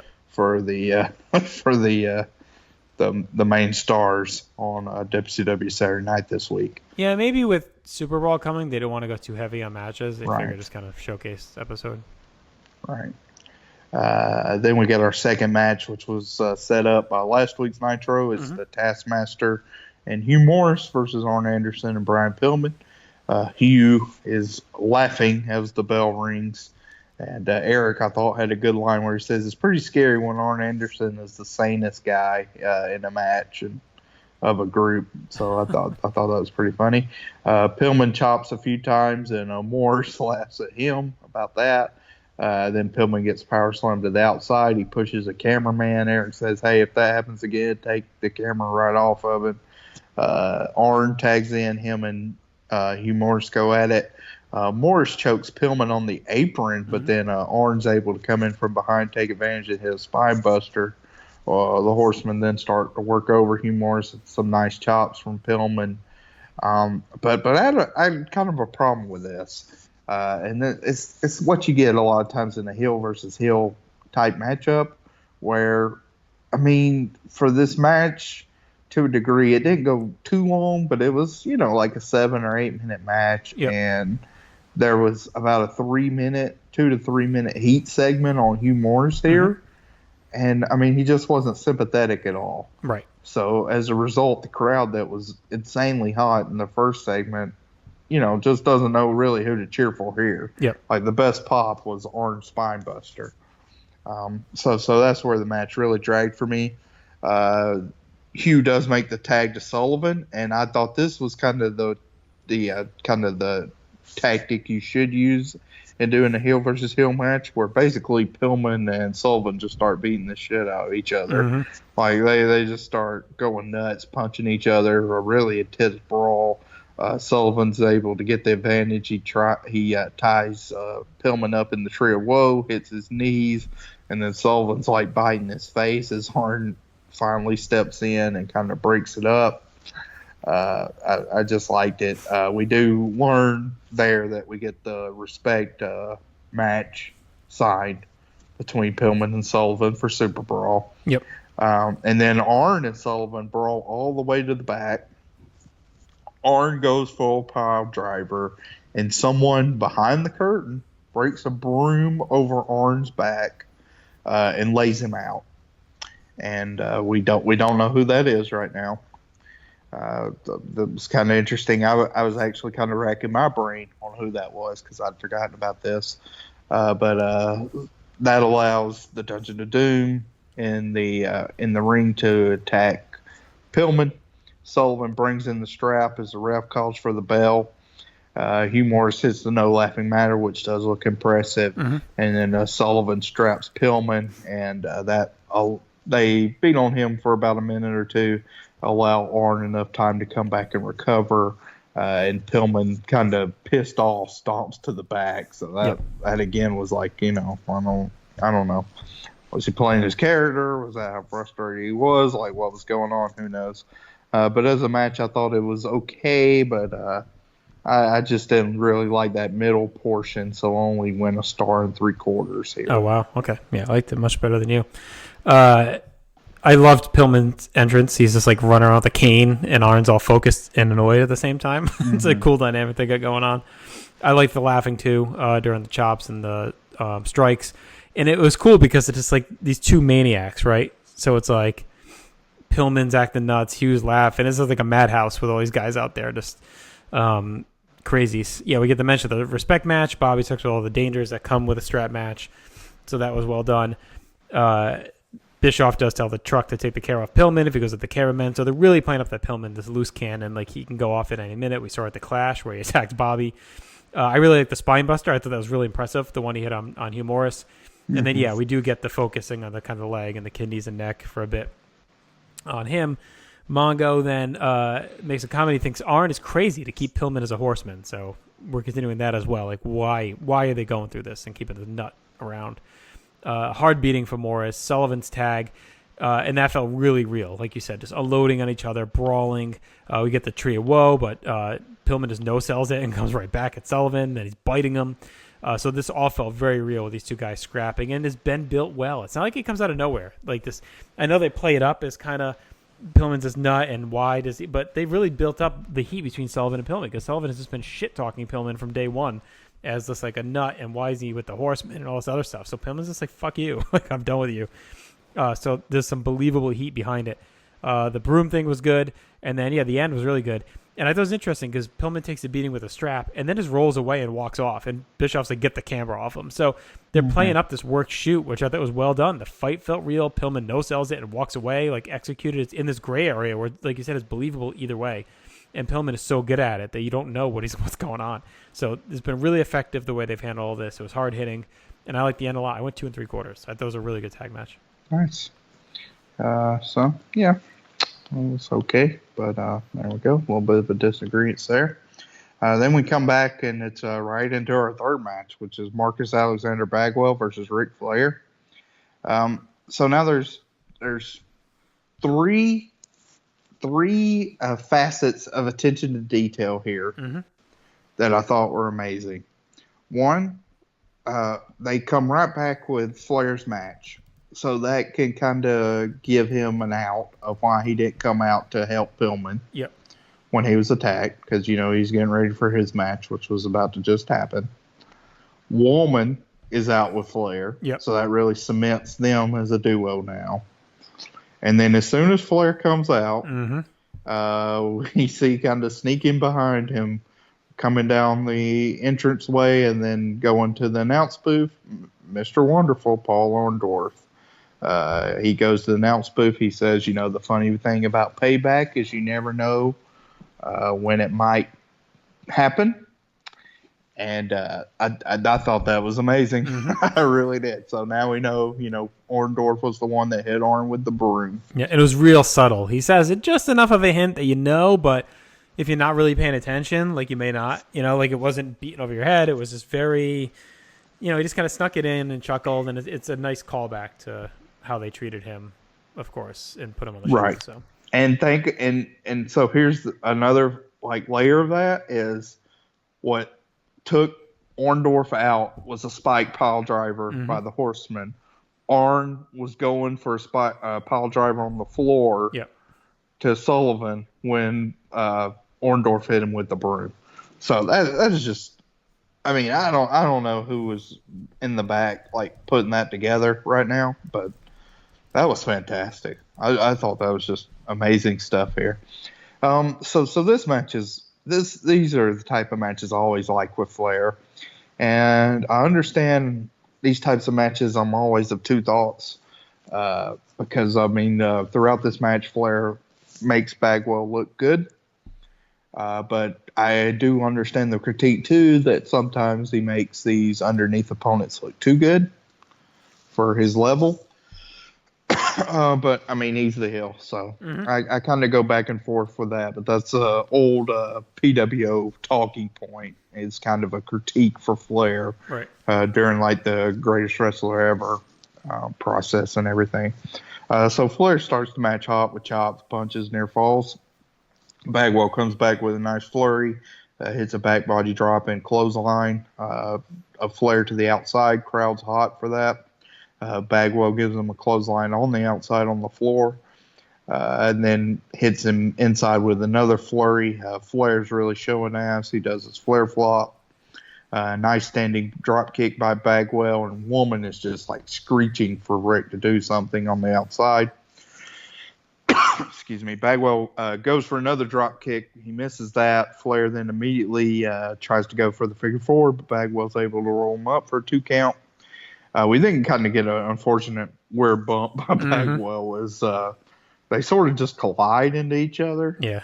I don't know what it was supposed to be. Maybe a back elbow. Right. He just kind of like stumbles over to the top rope. It was like a Judas effect. Yeah, or just like a real shitty like Rumble elimination that you get sometimes. Like a clothesline, a guy runs across the ring and falls over the top. Yeah, so he basically like drunkenly ass over tea kettle backpedals and throws himself over the top. Then Flair gives him another chop. You can see Bagwell's chest is red.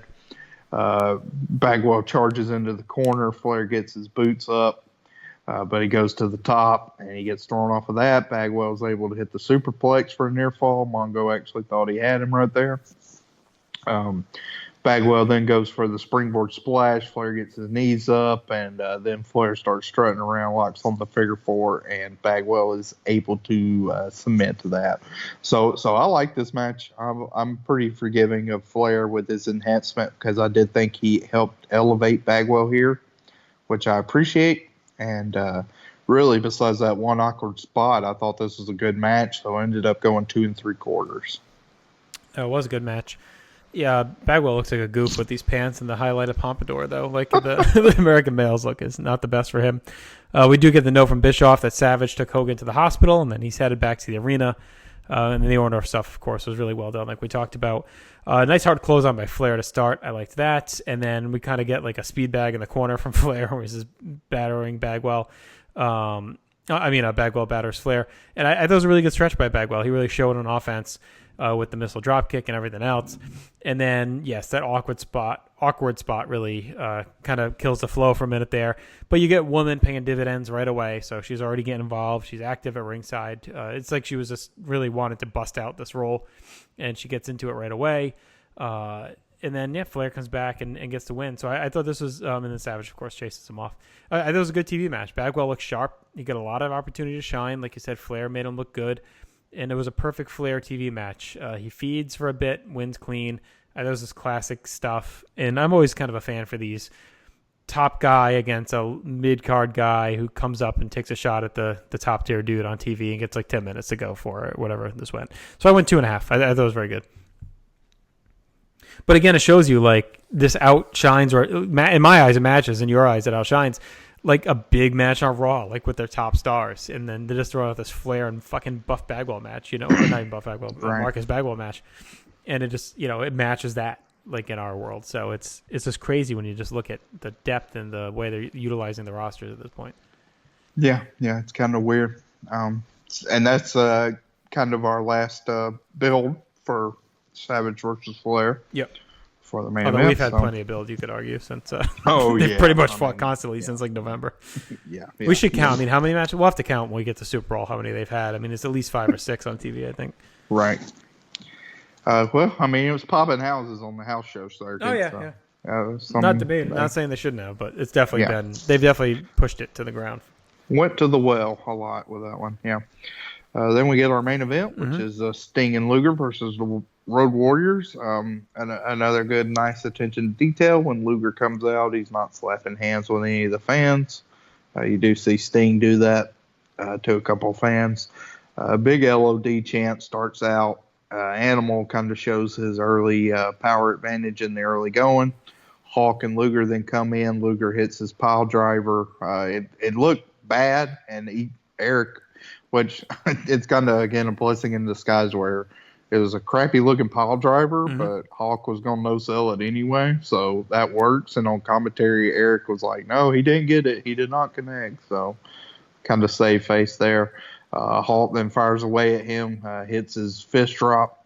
I thought some pretty good back and forth here with Sting and Luger getting the advantage. It was a meat and potatoes type match with mostly punches and kicks, but it had good energy.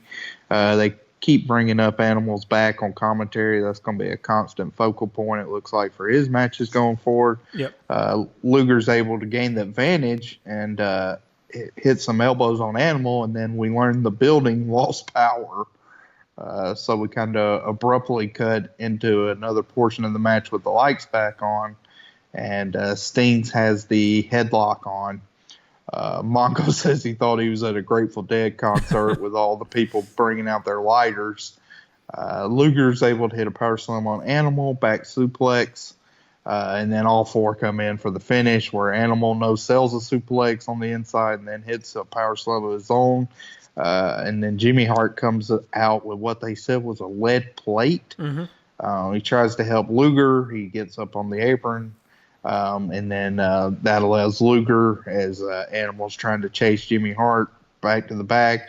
Luger hits Animal in the back with the lead plate. The ref comes back in, counts the fall, and Luger and Sting retain. So a fun finish there. Pretty good match, like I said, meat and potatoes, but I enjoyed it for main event. I ended up going 2.5 here. Okay. Yeah, I went 2 3/4. I liked it as well.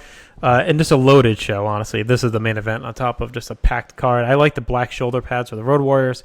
We get a loud LOD chant, so a little old habits dying hard just a bit from the WWF run. Like just seeing Sting and Animal start off was a cool way to kick this off. The Road Warriors return. They throw him right in with Sting and Luger.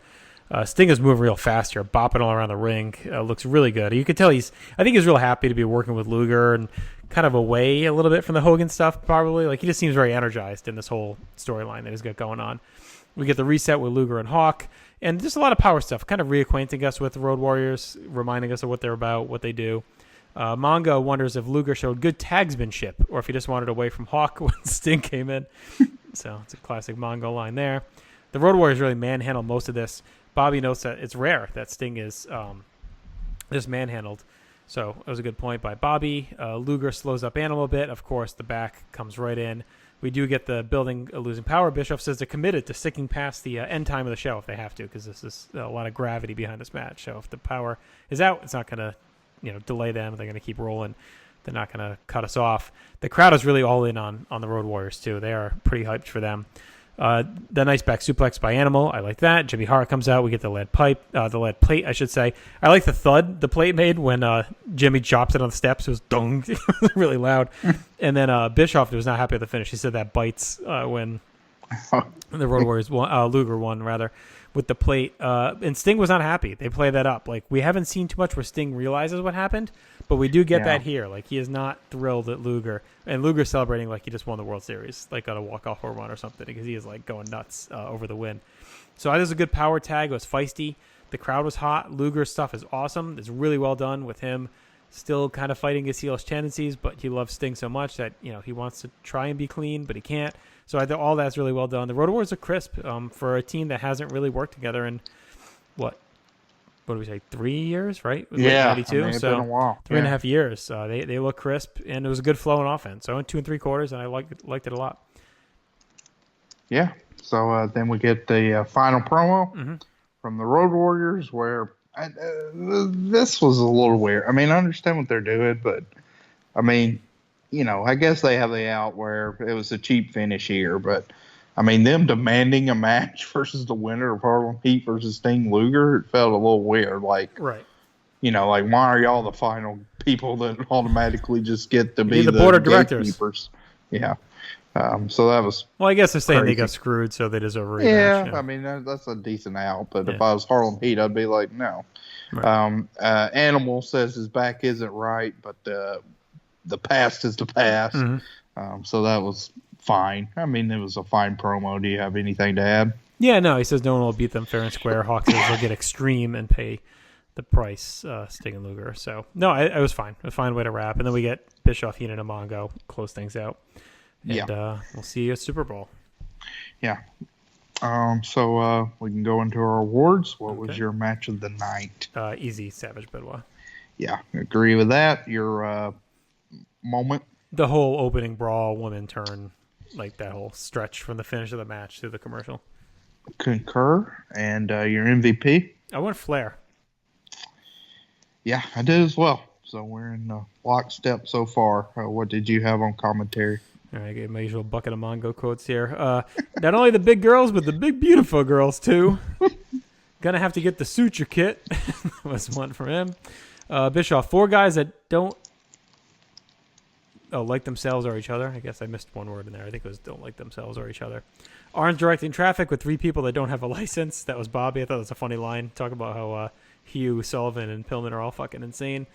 Mongo says that's like loading a gun and giving it to a kid. Sooner or later, he's going to pull the trigger. That's kind of dark. Bobby says he dips his Oreos a different way. Talking about Pillman. That was funny. Bobby says Pillman may have rabies. Mongo says you may as well make it tit for tat. And then bird dog out of the back of the truck. Don't run faster than that. That was Mongo as well. What does that even fucking mean? Oh, good. And I didn't have any shots fired. They kept it clean tonight. No, that was my very last note. And a clean week. Like this is one thing they've done before too, where the week after, Bischoff read the results where we thought he might double down, he kind of zagged when you think he's going to zig. And well, do you think they're doing this because no shots fired? Do you think they're planning action for Billionaire Ted and they're trying to keep clean a little bit? So like they can't throw it back at him? Yeah, that's certainly possible. I mean, he did run at him last week, like you said. I mean, they went pretty hard last week as well. I mean, they called out Vince not having the power to keep the stars, the RuPaul wannabes, the gold. Like they really shit on the Rumble quite a bit on that last one. But yeah, they go quiet here tonight. So you wonder if they're starting to plan some action about Billionaire Ted, and they decided to keep it clean just so they couldn't be pointed at. Gearing up. So no debuts. No debuts. And so what'd you give the show? Oh, yeah. Overall, it did get a 2.9 rating.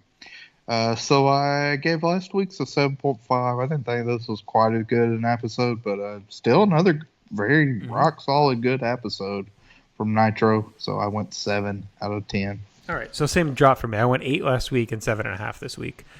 They are rolling. And I went 7.5 the week before that. So they are on fire, honestly, as of late. So a lot of really strong output from Nitro. It's been red hot in January outside of the Clash. And I'll be real curious how Super Brawl holds up and pays off because Nitro has been great. We saw them, struggle with the Clash when it came to getting out of that hour fast-paced show and having to grind things a bit. And we'll see if Super Brawl has the same fate or if they can keep rolling. So that'll be our next episode. But yeah, I want to do our combo awards, Chad.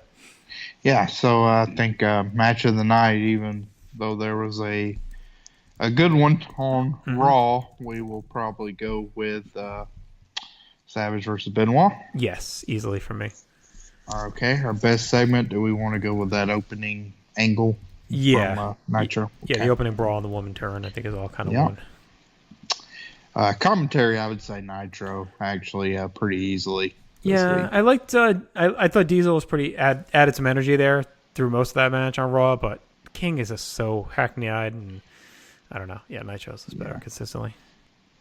Star of the night. I think Diesel actually. Yeah. I think he looked the best. Yeah, I mean that beatdown was really, really good. And then our ratings winner was Nitro. Best show we had as Nitro. So the drought continues. We have not had Survivor Series 1 best pay-per-view for November. Raw won the 11/20, but since then everything has been since Survivor Series. Everything has been, or I should say, since the Raw 11/20. That was after Survivor Series. Yeah, has been all WCW. Everything week to week, head to head, pay-per-view, right. All of it. I mean, do you so actually have this debate with? I was with Graham Cawthon this past weekend. He was here to visit for the Comic-Con. We hung out. And I was talking about the show with him and telling him how, I feel Nitro is underrated historically, basically all the talking points we always talk about. And he questioned our picking the Clash over the Rumble. And then I looked at our grades, Chad, and now I guess I got to go back and listen. Like, why did we pick the Clash? Like, were we just that disappointed in the Rumble? Because if you look at our match grades, match for match, we're higher on the Rumble for a lot of stuff. Yeah, I mean, I think that's pretty close. Yeah. I think it's just one of those things where the Clash has I ranked them both 5 out of 10. Right. So, I mean, the Clash is shorter. So when all else maybe fails, that's what it was. You go with the shorter show. I just kind of stumbled through a defense when he asked me. He's like, "Really?" He's like, "I like." No, I mean, I don't think it's as much. All the Clash is way better than Rumble. I wouldn't think it's egregious if you think the Rumble was better. Yeah. But I mean, I think that Rumble match is very dry. Taker versus Brett. I still think you somehow have defenders for that match just Right. because, I mean, it's Taker and Brett, and I just say, I mean, watch it. It's You're right. not, If anyone's defending the match, they haven't seen it. I mean, yeah, that's it's easy. just not good. So Or haven't seen it really, in a while, I I think, should say. yeah, I think with the Rumble, you really have to prop it up on Vader in the actual Rumble match, and then Goldust and Razor, which if you remember, I have some problems with that match and kind of how it's worked too. Mm-hmm. So I actually thought, like the ending brawl on Raw was much better than that. And, we hadn't seen Goldust. That's one thing too. We hadn't seen Goldust in a while here. Yeah, no, he's been missing. We've seen this cycling on Raw, like we've talked about it, where on Nitro you're getting all the stars every week on Nitro, pretty much. I mean, they're pumping them out, top dogs, and yeah, on Raw you rotate the big guys, like you're not seeing them every week. So it's an interesting strategy.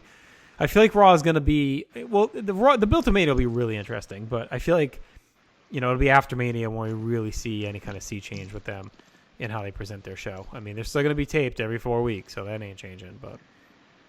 Yeah, so I mean, at least with the Clash, we did have the Pillman stuff too. Yep, and the wedding was fun. So yeah.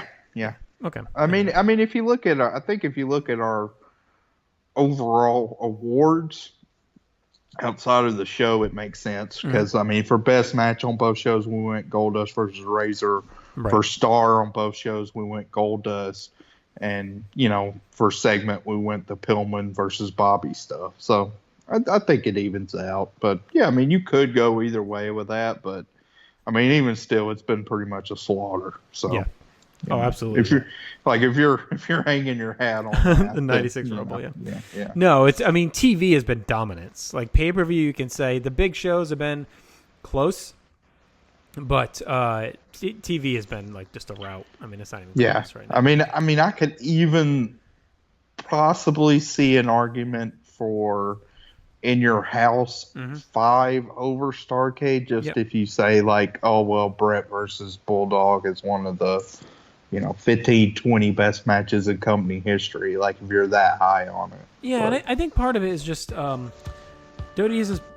is just like still, they're just better at pay-per-view right this second. Like, and I think we're seeing WCW struggle with adapting the energy and the liveliness of TV and how they present guys with, when it comes pay-per-view time and the match is a little bit longer and they got more time, like it just seems like they're struggling on how to change that pacing. Then outside of Starrcade, they're not really using some of the dudes that we see on Nitro that are lighting it up. They don't sniff pay-per-view yet, so pay-per-view seems to be a bit more of a slog. And even some of the matches, like Super Brawl, we got this DDP Johnny B. Bad match that has nothing's been on Nitro with these guys at all. So they're still using Saturday Night and other shows to hype the pay-per-view. So it's an interesting way that it almost feels like different universes in a way, Yeah.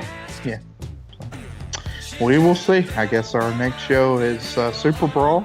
Been a good hype going in, so we'll see if the momentum continues. For sure, yeah. We'll see if it carries on, and then after that, we'll have the solo Nitro, like we said, the 212.96, which is unopposed. So we'll see how that'll be an interesting one too to see how they deliver. Will they step it up and come hot since they know they have no competition? They're coming off a pay-per-view. So, all right, that'll do it for us. Thanks as always for watching and listening and playing along and giving your feedback. Since we do have Super Bowl coming up, Chad, I'll throw a thread up on our Facebook page. If you search Wrestling Warzone on Facebook, you can like our page, and we'll put a thread up for Super Bowl. If you want to give some feedback, we can read it on air. I'll make sure I put that up for anyone. Yeah, that'll be good. All right, that'll do it. We'll be back soon. Everyone take care. Check out everything we have to offer at PlayStation.com, Facebook.com/PlayStation, Place number 2 donation on Twitter. Take care. Smell the napalm.